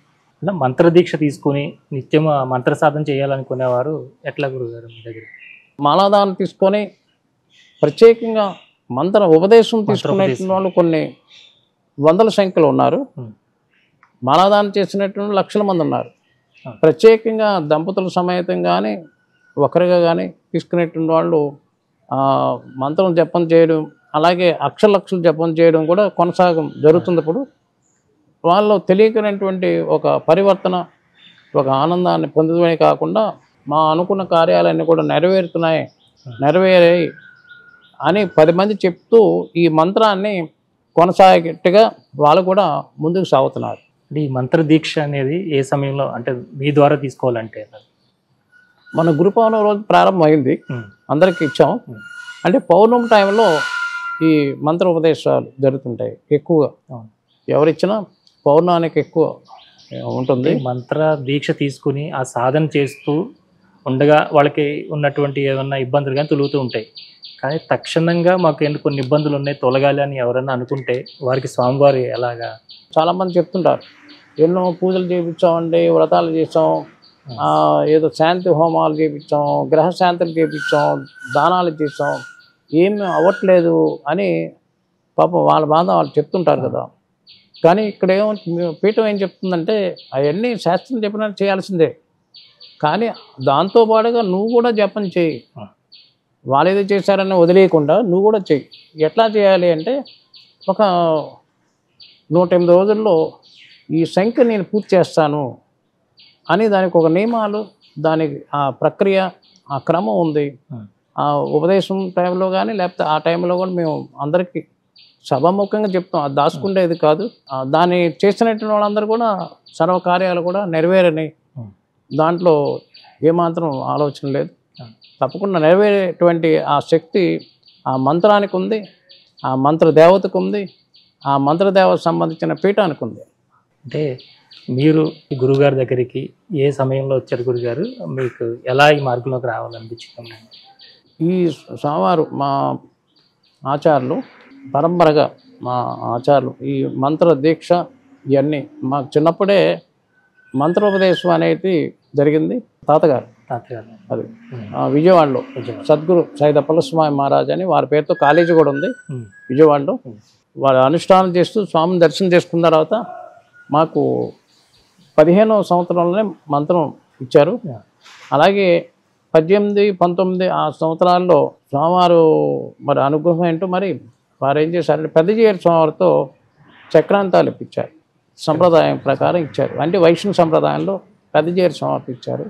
ఇప్పుడు చిన్నజీయర్ స్వామి ఉన్నారుగా, వారి పైన విజయవాడలో ఈ దండం 81వ సంవత్సరంలో ఇచ్చారు. 81 ఇచ్చి పీఠం దీని యొక్క సంప్రదాయం ఇవన్నీ ఉంటూ ఈ నియమాల్ని పాటిస్తూ గృహస్థాశ్రమ సన్యాసి దీక్షగా ఉండాలన్నారు. సన్యాసి దీక్ష వద్దు, రాబోయేటువంటి అన్నీ కూడా చాలా ప్రమాదాలు జరుగుతాయి. మనకి వేదాల్లో ఉండేటువంటి విషయాలు ఏం చెప్పారంటే, భగవద్గీతలో ఏం చెప్పిందంటే కేవలం కాషాయ వస్త్రధారణ చేసినంత మాత్రాన సన్యాసి కాదు, అన్నీ వదిలేసా అన్నంత మాత్రాన సన్యాసి కాదు, అది మానసికంగా ఏదవుతుందో అన్నీ వదిలివేసాం, నిష్కామ కర్మ ద్వారా సమర్పణ ద్వారా ఇవన్నీ కూడా ముందుకు సాగుతాయి, అది నిజమైన సన్యాసం అని భగవద్గీతలో చెప్పిన ప్రమాణంగా మా గురువులు, మా ఆచార్యులు చెప్పిన ప్రమాణంగా ఈ పీఠాన్ని మేము కొనసాగించుకుంటూ వస్తున్నాం. దీక్ష నియమాల్లో ఏదైతే మాకు చెప్పారో ఆ నియమాలని మేము పాటించిన విషయాన్ని సమాజానికి చెప్తున్నాం. అంటే ఏదో పుస్తకాలు చూసి చెప్పేయడం అనేది కాదు. అది గురువులు చెప్పినటువంటి వాక్యాలని శ్రవణం ద్వారా, అనుష్ఠానం ద్వారా ఆ ప్రక్రియని మేము అనుభవిస్తూ అది అవునా కాదా అని తెలుసుకొని అది ఇతరులకు ఇవ్వడం జరుగుతుందన్నమాట. ఎక్కడైతే రామనామ జపం జరుగుతూ ఉంటుందో అక్కడ సాక్షాత్ హనుమంతుల వారు వస్తారని చెప్తారు. స్వామి హనుమకి ఆయనకి ఇష్టమైనటువంటిది, అతి ముఖ్యమైనటువంటిది నామంలో రామనామం. దానికి ఎత్ర ఎత్ర రఘునాథ కీర్తనం తత్ర తత్ర కుసుమస్తకాంజలం బాష్పవారి పరిపూర్ణలోచనం మారుతం నమత రాక్షకాంతకం. ఎక్కడెక్కడ రఘునాథ కీర్తనలు జరుగుతున్నాయో అక్కడక్కడ నేను అంజలి కట్టించుంటాను. ఎవరైతే రామనామం చేస్తున్నారో వాళ్ళ చుట్టే నేను ప్రదక్షిణ చేస్తాను అంటాడు హనుమ. అది చాలా గొప్ప విషయం అన్నమాట. అది రామాయణంలో సుందరకాండలో ఉండేటువంటి విషయాలు. మరి అట్లాగే రామనామంలో ఉండేటువంటి ఆ రమమైనటువంటిది ఆఖరికి మీ అందరూ తెలుసు. మరి కృష్ణావతారంలో కృష్ణుడిగా వచ్చినప్పుడు కూడా కృష్ణుడు కూడా ఆయన ఒప్పుకోలేదన్నమాట. నాకు రామనామమే, రాముడే నాకు కావాలి అంటే అప్పుడు కృష్ణుడు కూడా రాము అవతారం చూపిస్తే కానీ ఆయన అప్పుడు ఆ టైంలో ద్వాపర యుగంలో రామనామంతో హరే రామ రామ రామ హరే హరే హరే కృష్ణ కృష్ణ కృష్ణ హరే అని మొట్టమొదట ఆ నామాన్ని చెప్పింది హనుమంతుడే. కృష్ణుడికి ప్రతిరూపంగా రాముడు దర్శనం అయిన తర్వాత ఇది చెప్పాడు. మరి నీకేం కావాలి హనుమ అంటే, నాకేం ఒక్కలేదు, నీ నామే నాకు కావాలి. ఆయన మోక్షం కూడా కోరుకోలేదు, వైకుంఠం కూడా కోరుకోలేదు. నేను ఇక్కడే ఉంటాను కాబట్టి నేను ఉన్నంతకాలం, ఈ భూమి ఉన్నంతకాలం, సూర్యచంద్రాదులు ఉన్నంతకాలం నీ నామాన్ని నాకు అనుగ్రహించని చెప్పారు. మామూలు ఒక్కసారి హనుమాన్ చాలీసా పారాయణం, సుందరకాండ పారాయణం చేస్తుంటేనే స్వామివారు అక్కడ నిదర్శనాలు చూపిస్తూ ఉంటారు కదండి. కానీ ఇన్ని సంవత్సరాల నుంచి మీరు హనుమత్ సాధనలో, హనుమత్ దీక్షలో ఇంత లక్షలాది మందికి, ఎంతో మందికి మీరు ఇస్తూ మీరు ఆ సాధనలోనే ఉన్నారు. మీకు స్వామివారి దర్శనాలు ఏ ఏ సందర్భాల్లో తెలుసుకున్నారు? ఇది కలి ప్రభావం కాబట్టి ఇప్పుడు దర్శనాలు అయ్యాయని ఇవన్నీ చెప్పే విషయాలు కాదు. దానికి నిదర్శనం ఏంటి అనేది అడగొచ్చు. అంటే మనం ఏదో అయితే విశ్వ కళ్యాణం కోసం, సమాజ కళ్యాణం కోసం ఒక కార్యం ఇది జరగాలి అంటే అది జరిగిపోతుంది మా ప్రమేయం లేకుండా. మేము ఇలా కూర్చుంటే అయిపోతూనే ఉందన్నమాట. ఎవరు వస్తున్నారు ఆ కార్యక్రమం చేస్తున్నారు. కార్యక్రమం ప్రారంభం చేసేటప్పుడు మా దగ్గర రూపాయి ఉండదు. అది అయిపోతుందంటే ఆయన ప్రభావమే కదా. ఇవన్నీ చేస్తున్నాడు మా వల్ల కాదు, మేము చేసింది కాదు. అంటే ఆయన కావాలని ఇక్కడ ఏర్పాటు చేసుకున్నాడు. ఆయన కావాలని విజయవాడలో అంత పెద్ద విగ్రహం అక్కడ విజయవాడలో ఉంది, అది చేపించారు. ఇందుకు కావాలని ఇక్కడ ఇక్కడ హైదరాబాద్ ఎవరో మా తెలియదు ఇక్కడ. ఇప్పుడు ఇవన్నీ చేపిస్తానని ఎవరో వచ్చి చేపించారు. అంటే ఏంటి, ఇవన్నీ ఆయన ప్రభావం, ఆయన శక్తి ఉంటేనే జరుగుతుంది అనేది మా విశ్వాసం, మా పెద్దలు చెప్పినటువంటి మాట. ఇవన్నీ మాకు దర్శనాలంటే అందరిలో ఆ దర్శనాలు అవుతున్నాయనే భావనలో మేము ఉన్నాం. మీలో కూడా ఆ స్వామిని చూడడానికి ఆ స్వామి అనుగ్రహం మాకు లభిస్తుందని అనుకుంటున్నాం. అలాగే ఇవన్నీ జరగడానికి కారణం ఆయనే, ఆయన ప్రభావం అని అనుకుంటున్నాం. ఇక దర్శనాలతో మా పని లేదు. సమాజం అంతా సుఖశాంతితో ఉండడం అదే దర్శనం. అందరూ శాంతితో ఆనందంగా ఉండడమే దర్శనం. ఆ ప్రేమతత్వాన్ని స్వామి మాకు అనుగ్రహించారు కాబట్టి అదే దర్శనం. అరణ్యవాసంలో సీతామాతను అపహరించినప్పుడు రాముల వారు హనుమంతుల వారికి ఎదురుపడ్డారంట. కానీ అంతవరకు హనుమంతుల వారు ఎవరి నామజపంతో ఉన్నారు, ఎలాంటి దీక్ష చేశారు? కిష్కింధలో పూర్వం ఆయన వెంకటాచలం అంజనాది పర్వతంలో జన్మించినట్టుగా మనకి పురాణాల్లో ఉన్నాయి. తర్వాత అక్కడి నుంచి కిష్కింధ వెళ్ళిపోయాడు. కిష్కింధ అంటే ఇప్పుడు హంపి విజయనగర్ కర్ణాటకలో ఉంది కదా, అక్కడికి వెళ్ళారు. అంటే సుగ్రీవుడు, సుగ్రీవుడు వీళ్ళకి మేనమామ అవుతారు అని మన చరిత్రలో ఉంది. అక్కడ వెళ్ళారు. మళ్ళీ ఒకసారి మనం ఈ కిష్కింధ కాండలో వెళితే, అలాగే యుద్ధకాండలో వెళితే ఈ రెండు మనకు బయటకు వస్తాయి. కిష్కింధ కాండలో ఋషిముఖ పర్వతం పైన వాలి పైకి రాడని, సుగ్రీవుడు నివాసం చేస్తున్నారు అనేది తెలుసు మీకు. ఆ ప్రాంతంలో రామలక్ష్మణులు పాదాచార్యులుగా వస్తున్నప్పుడు సుగ్రీవుడు చూసి భయపడతాడు. అమ్మో, మా అన్నగారు నన్ను సంహారం చేయడం కోసం పంపించాడు అని భయపడుతూ ఈ గుట్ట నుంచి ఆ పర్వతానికి వెళుతున్నప్పుడు హనుమంతుడు అడుగుతాడు, ఏంటయ్యా నువ్వేంటి ఇట్లా అంటే, లేదు మా అన్న పంపించినాడు అని అంటే, కాదు నువ్వు ధైర్యంగా ఉండని చెప్తాడు. నేను వెళ్ళి చూసొస్తాను అంటాడు. చూసొస్తా అని చెప్పి వెళుతూ ఎలా వెళ్ళాలని ఆలోచన చేస్తాడు. చేసి ఆయన మారువేషంలో వెళ్ళాడు అని చెప్తున్నాను. వెళ్ళి రామలక్ష్మణుని దూరంగా చూస్తూ వాళ్ళతో సంభాషణ చేస్తున్నాడు అన్నమాట. అయ్యా తమరు ఇక్కడికి ఎందుకు ఏం చేస్తున్నారు? ఈ అరణ్యాల్లో రావాల్సినంత అవసరం మీకు ఉన్నట్టు మాకు కనిపించట్లేదు. మీ యొక్క వేషధారం చూస్తే మురి కుమారులుగా ఉన్నారు, మీ ధనుర్బాణం చూస్తే రాకుమారులుగా ఉన్నారు, పాదాచార్యులుగా వస్తున్నారు, పాదరక్ష లేకుండా మీరు సూర్యచంద్రులా వెళ్ళిపోతున్నారు అని ఇవన్నీ చెప్తాడు, సంభాషణ చేస్తున్నాడు. అంటే అప్పుడు రాముడు లక్ష్మణస్వామితో చెప్తుంటాడు, మరి లక్ష్మణ ఈయన వచ్చినట్టు మామూలు కాదు, నవవేగన పండితుడై అన్నీ తెలిసినటువంటి వాడు, ఆయనతో మాట్లాడేటప్పుడు చాలా జాగ్రత్తగా మాట్లాడు అని చెప్తాడు, సంభాషణ చేస్తాడు. ఎప్పుడైతే ఈ మాట అన్నాడు లక్ష్మణస్వామి, మేము ఫలానా అనే వివరాలు చెప్పేశాడు. అప్పుడు వెంటనే ఓహో రాముడు అని గుర్తుపట్టాడు. సాష్టాంగ దండ ప్రణామం చేశాడు, రాములో ఆలింగనం చేసుకున్నాడు. అవన్నీ మీరు తెలుసుకోండి. ఇది పూర్వం బ్రహ్మదేవుడు ఆయనకి ఎన్నో వరాలు ఇచ్చేటప్పుడు, ఇంద్రాది దేవతలందరూ ఇచ్చేటప్పుడు బ్రహ్మదేవుడు చెప్తాడు, నాయన నువ్వు కారణ జన్ముడు, నువ్వు మామూలు కాదు, సాక్షాత్ శివుడివే, నువ్వు కార్యసాధన కోసం నారాయణుడు రాముడుగా అవతరించి భూమండలంలోకి వస్తున్నాడు, ఆయనకి సహాయంగా ఉండాలి, నీ రక్షణ అవసరం ఆయనకి. కాబట్టి నువ్వు గుర్తు చేయాల్సింది ఆయన రాముడు అని, అదే నీ మంత్రం, శ్రీరామ అనే మంత్రాన్ని నువ్వు ఇలా చేయి, నీకు ఒక దివ్యమైనటువంటి శక్తులు కూడా ఇస్తున్నాను. చిరంజీవిగా ఉండడమే కాదు, రాబోయే కాలంలో నా స్థానానికి కూడా రాబోతున్నావు, భవిష్యత్ బ్రహ్మ. అలాగే నీ యొక్క శక్తి, నా బ్రహ్మాస్త్రం ఉంది కదా, బ్రహ్మాస్త్రం కూడా నీకు ఏం పనిచేయదు, అయినా నన్ను గౌరవించు అంటాడు. బ్రహ్మదేవుడు ఎప్పుడూ ఆ కాలంలో ఇచ్చారు. రెండో ఘట్టం ఏమవుతుందంటే, హనుమంతుడు లంకాపట్నంలోకి వెళ్ళినప్పుడు తాటకి, ఇప్పుడు వీళ్ళందరూ సంహారణ అయిపోయిన తర్వాత లంకని ఒక ఉద్ది పడిపోతాడు కదా, ఆయన కొంచెం మూర్చొచ్చినట్టు ఉంటుంది హనుమంతుడు కూడా. హనుమంతుడు ఒకసారి ఒక గుద్దు గుద్దితే మొత్తం పడిపోయి రక్తం కక్కుతోని పూర్వం బ్రహ్మదేవుడు ఒక మాట చెప్పాడు, నీ యొక్క లంక మొత్తం వినాశనం అయిపోయేటువంటిది ఒక వానరుడు వస్తాడు, వాడు శక్తివంతుడు, ఆయన రామదూత అని చెప్పాడు నాకు, నువ్వే గ్రహించాను అని ఆమె చెప్తుందనమాట. అంటే పూర్వం వృత్తాంతం, అంటే హనుమంతుడు ఇప్పుడు వాడు కాదని. అదే అలాగే మన ఇంద్రజిత్తు బ్రహ్మాస్త్రం వేస్తే హనుమంతుడి మీద, ఆయన తెలుసు అది బ్రహ్మాస్త్రం పనిచేయదని చెప్పి దండం పెడతారు, గౌరవించాలిగా దండం పెట్టి అది కట్టుకున్నట్టు ఉంటుంది అనమాట. వీళ్ళేం చేస్తారు, ఒక తాడు కడతారు, తాడు కట్టేసరికి బ్రహ్మాస్త్రం విడిపోద్ది. అంటే ఆ బ్రహ్మాస్త్రం అది తెలుసు, ఆయన వినయంగా ఉన్నాడు. అంటే రామనామం అనేటువంటి మంత్రాన్ని ఇప్పుడు కాదు, రాముడు పుట్టకముందే ఆ మంత్రాన్ని ముందే ఇచ్చాడు బ్రహ్మదేవుడు అనేది మనకి ఇక్కడ తెలుస్తుంది అన్నమాట. ఈ రామనామ మంత్రంలో ఉన్నటువంటి ఆధ్యాత్మిక రహస్యం ఏంటి గురుగారు? ఇప్పుడు ఈ రామనామం యొక్క మంత్రాన్ని పూర్వం కైలాసంలో నిరంతరం పరమేశ్వరుడు ధ్యానంలో ఉంటాడు.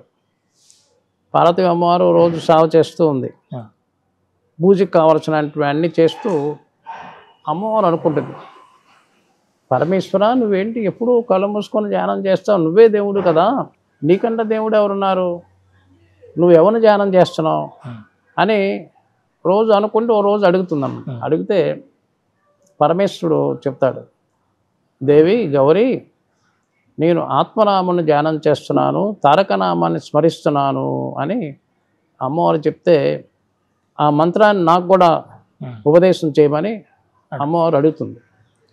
అంటే ఇది ఆడవాళ్ళకి ఉపదేశం లేదని ఇట్లాంటివన్నీ ఉన్నాయి కదా లోకంలో.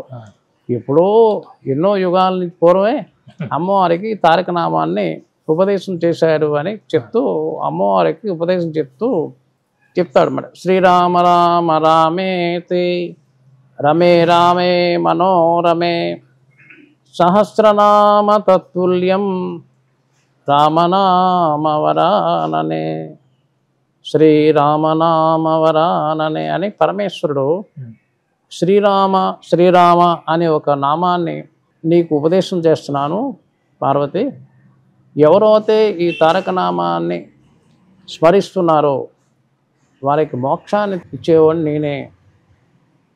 ఈ నామం చెబుతూ శరీరాన్ని వదిలే వాళ్ళకి మోక్షం ఇచ్చేవాడు నేనే అని చెప్తున్నాడు. మళ్ళీ కాశీలో ఎవరైతే ఈ ప్రాణాన్ని వదిలేస్తున్నారో వారికి కుడి చెవులో ఈ తారకనామాన్ని ఉపదేశం చేసేవాడు నేనే అని చెబుతూ, ఈ శ్రీరామ అనేటువంటి మహాశబ్దానికి శ్రీ అంటే లక్ష్మీకరమని, అలాగే రా అంటే రకారమే నారాయణ మంత్రం అని, మానే మకారమే శివమంత్రం అని, ఓం శ్రీరామ అనే మహామంత్రంలో సర్వదేవతలు ఉన్నారని అని, దానికి నేను దూతగా రాబోయేటువంటి త్రేతాయుగంలో హనుమంతుడుగా జన్మించబోతున్నాను అని.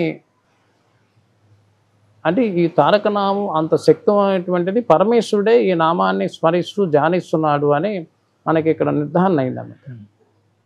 అమ్మవారు అడుగుతుంది, మరి త్రేతాయుగంలో నువ్వు వెళ్తావు అంటున్నావు కదా హనుమంతుడిగా, నువ్వు అప్పుడు వానర రూపంలో ఉంటావు కదా, అప్పుడు నా పరిస్థితి ఏంటి అంటే, నువ్వు కూడా నాతో ఉంటావు, నేను అర్ధనారీశ్వరుని కదా, నువ్వు నా భాగంలో ఉంటావు. ఎక్కడుంటావు? నా వానంలో ఉంటావు.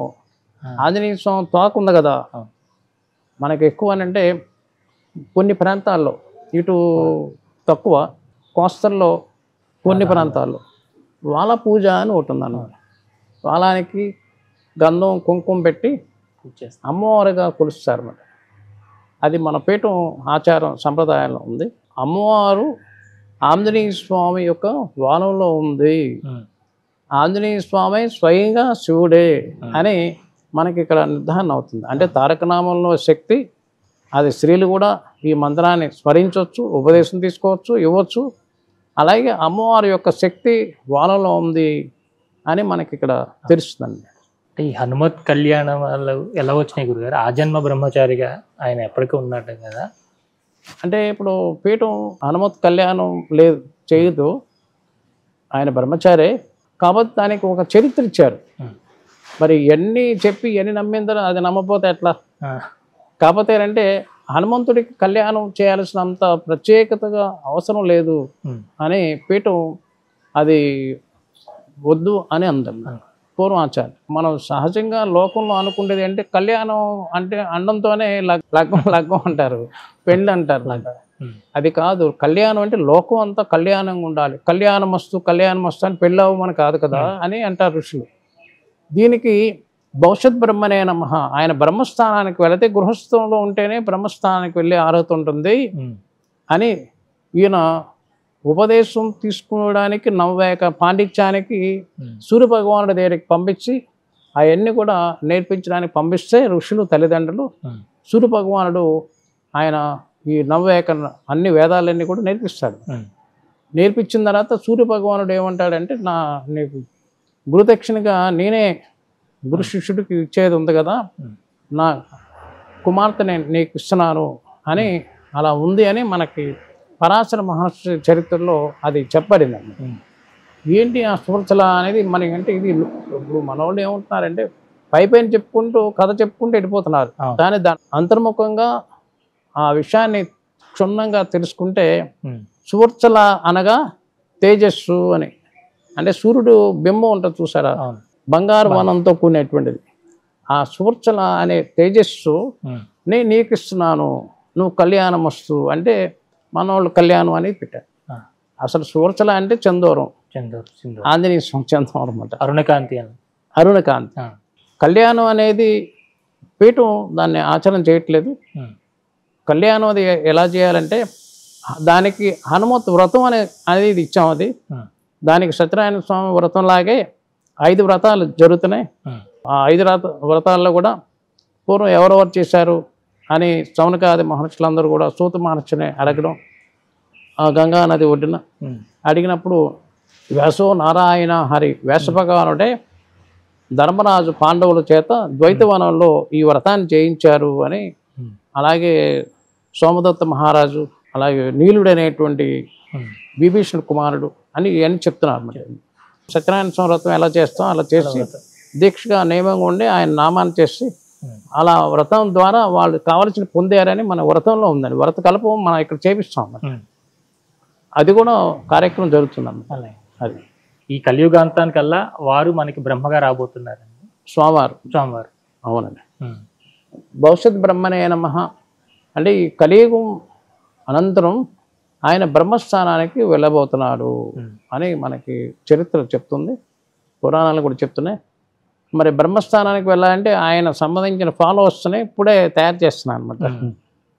అట్లా ఆయన కూడా నా పేరు హనుమంతుడు, నా పేరు ఇంకేది అవన్నీ చెప్పుకోలే. సీతమ్మవారి దగ్గరికి కూడా లేకపోతే ఇంకెవరి దగ్గరికి వెళ్ళినా నేను రామదూతనని చెప్పుకున్నాడు. అందుకనే మన పీఠం కూడా అదే నామంతో ఉంటుంది, ఓం శ్రీ రామదూతాయ నమః అంటుంది. అంటే వాళ్ళు మూలమంత్రాలు చెప్పబడ్డాయండి. దాంట్లో సుమారుగా 25,000 మూలమంత్రాలు చెప్పబడ్డాయి.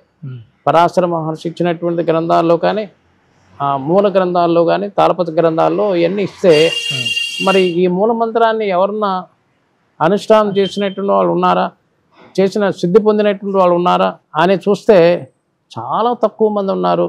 అది ఋషులు.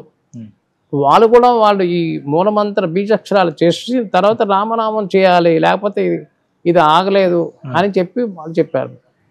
ఈ మా పరంపర ఋషులు ఏం చేశారంటే ఇవన్నీ వద్దు, సమాజంలో ఇవాళ చాలా ఎన్నో పనులు వ్యవహారాల్లో ఉండేటువంటి వాళ్ళు ఒకటి పలకపోయి ఇంకోటి పలికితే బీజాక్షరాలు ఇబ్బంది అవుతుందని చెప్పి వాళ్ళు అనుష్ఠానం చేశారు ఈ మంత్రాన్ని. అక్షర లక్షల కోట్లు జపం అనుష్ఠానం చేసుకొని ఆ మంత్రాన్ని మాకు ఇచ్చారు.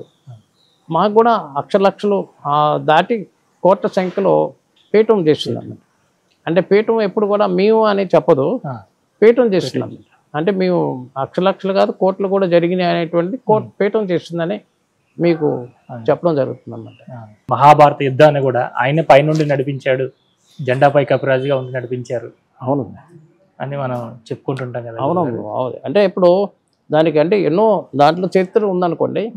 ఇప్పుడు అర్జునుడు రథంపై జెండాపై కపిరాజు అని అంటారు.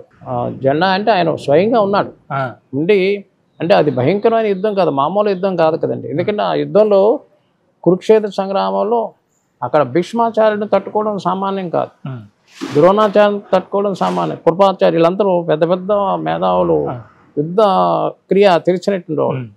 దానికి కృష్ణుడేమో నేను ఆయుధం పట్టను అన్నాడు కదా.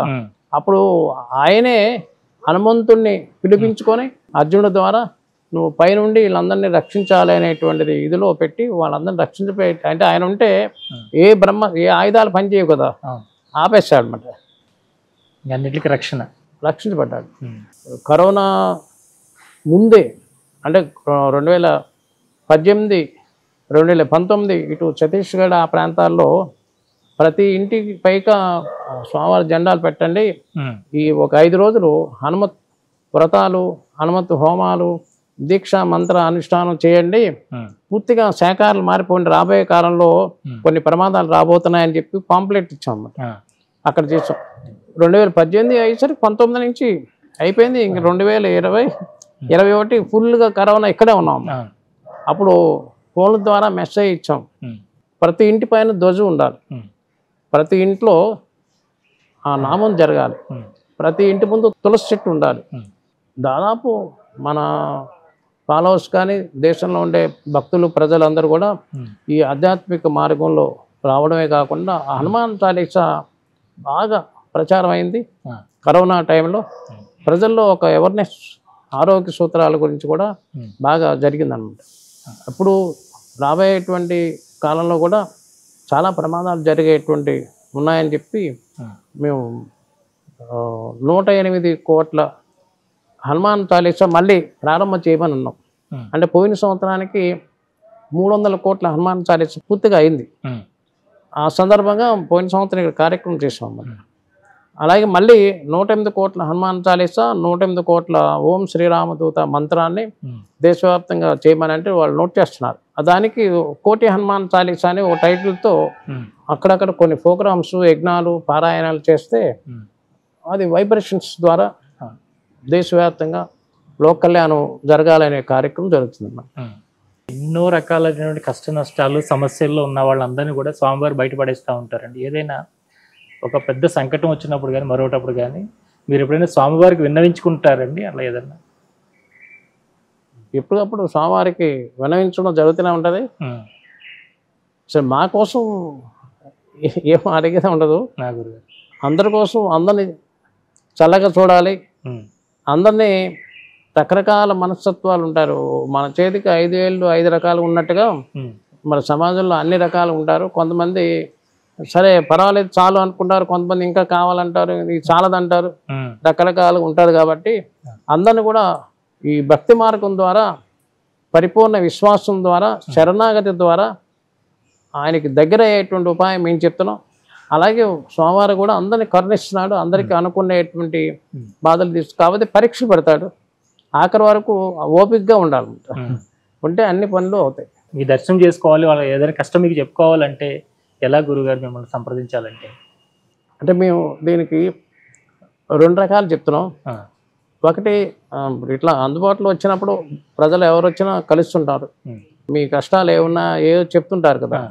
మేమేం చెప్తామంటే సరే మంచిదే, మీరు ఏదో బాధలు అనుకున్నారు కదా, ఇప్పుడు మీరు మనసులో ఉన్న అన్ని బాధలు కూడా స్వామివారి దగ్గరికి వెళ్ళి ఆ స్వామిని దర్శనం చేసుకొని గంటానాదం మోగించి ఒక 5 సార్లు 5 ప్రదక్షిణాలకి 5 గంటలు మోగించి నీ బాధలన్నీ మాకు చెప్పినట్టుగా ఆయన చెప్పండి, అన్నీ ఆయన తీరుస్తాడు అని చెప్తున్నాం.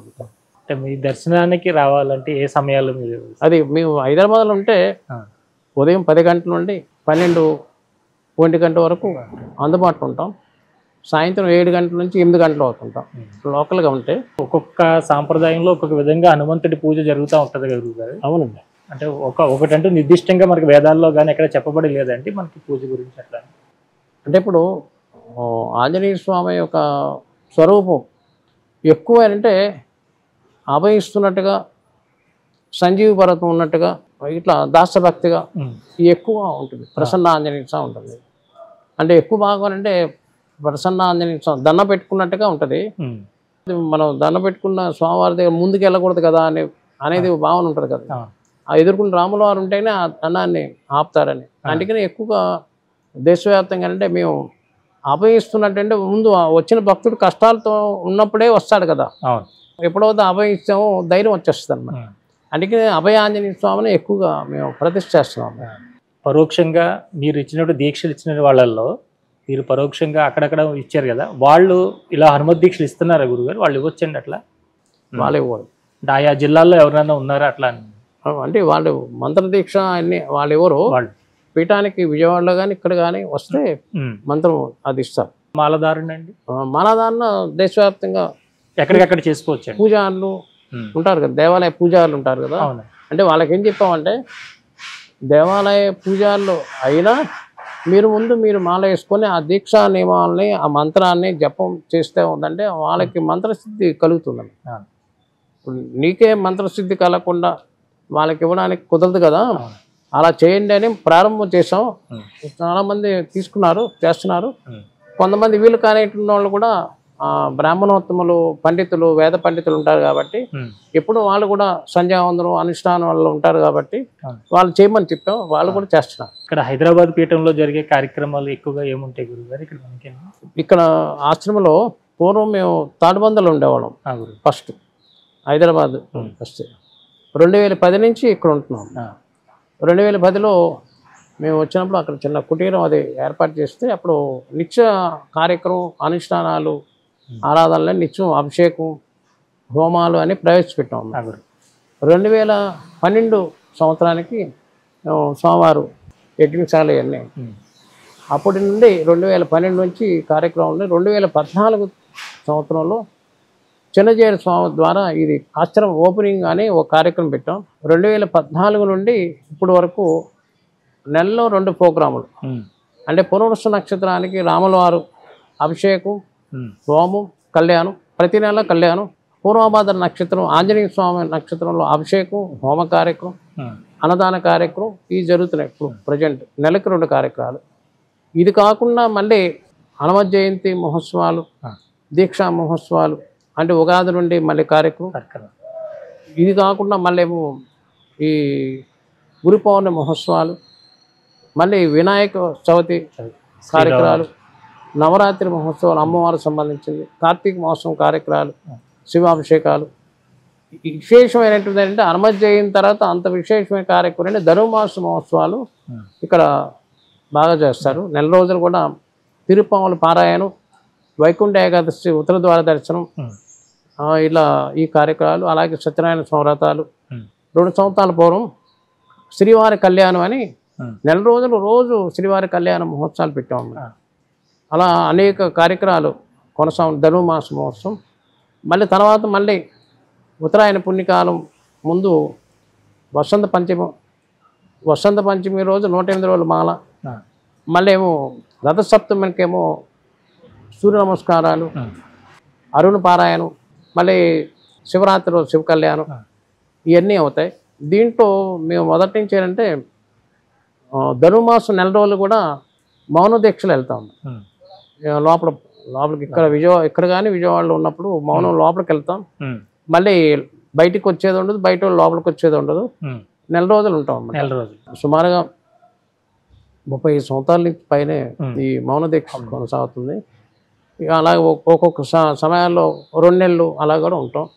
ఇప్పుడు ఇక్కడ అంటే మరి ఈ కార్యక్రమాలు ఎక్కువ ఉన్నాయి కాబట్టి దాని టైమింగ్స్ అనేది మార్చి శివరాత్రి బయటకు వస్తాం. పూర్వం అంటే ఉత్తరాయణ పుణ్యకాలం సంక్రాంతికి వచ్చేవాళ్ళం.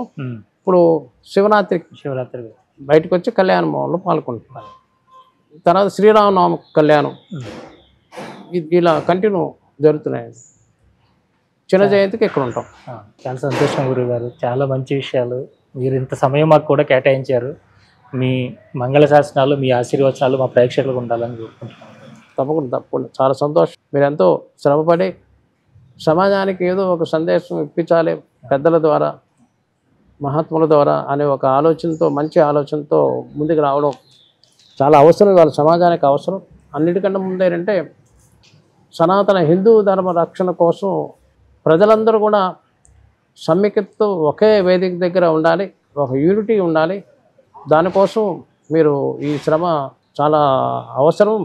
మీకు ఈ ఛానల్ వారికి, ఈ ఛానల్లో వీక్షించేటువంటి భక్తులందరూ కూడా ఆంజనేయ స్వామి యొక్క అనుగ్రహం నిండా ఉండాలని నేను స్వామిని ప్రార్థన చేస్తున్నాం.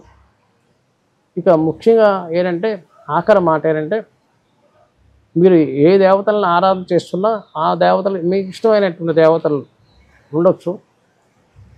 దానికి ముందు ఆంజనేయ స్వామిని ఆచార్యుడిగా స్వీకారం చేసుకొని మీరు ఏ పని చేస్తున్నా, ఇది చాలా ముఖ్యమైన కట్టుబడి, ఏ పని చేస్తున్నా నామంతో ఆ పని చేయడానికి ప్రధానంగా దానికి ఎక్కువ అవకాశం ఇవ్వాలి. మీరు వంట చేస్తున్నా అనుకోండి, వంట చేసేటప్పుడు కాయగూరలు తరిగేటప్పుడు ఏం చేస్తున్నా ఆ నామం చేస్తూ చేయడం వల్ల ఏమవుతుందంటే అది భోజనం అన్నం కాదు, అది ప్రసాదంగా మారుతుంది. ఎందుకంటే ఆ మంత్రశక్తి, మంత్రంలో ఉండే ఆ శక్తి దానిలో ప్రవేశం జరగడంతోనే అది దివ్యశక్తిగా దివ్య ప్రసాదంగా మారుతుంది అని మన ఋషులు చెప్పారు. మీరు జీవించి ఉన్నప్పుడే మోక్షాన్ని పొందాలి అని మీ అందరికీ తెలియజేస్తూ అనేక మంగళాశాసనాలు అందిస్తూ జై హనుమాన్, జై జై హనుమాన్. ఇంతవరకు మనం గురుదేవులు గారు అందించినటువంటి సందేశాన్ని తీసుకున్నాం. వారు మనకు ఉన్నటువంటి సందేహాలకు కూడా ఎంతో గొప్ప సహనంతో జ్ఞానాన్ని మనందరికీ అందించాలి. మనందరం కూడా రాబోయే తరంలో ఈ హనుమంతుని యొక్క దీక్షను తీసుకొని వారి శక్తిని అందరికీ పంచాలి అనే ఉద్దేశంతో వారు మనకి ఎంతో గొప్ప సందేశాన్ని అందించారు.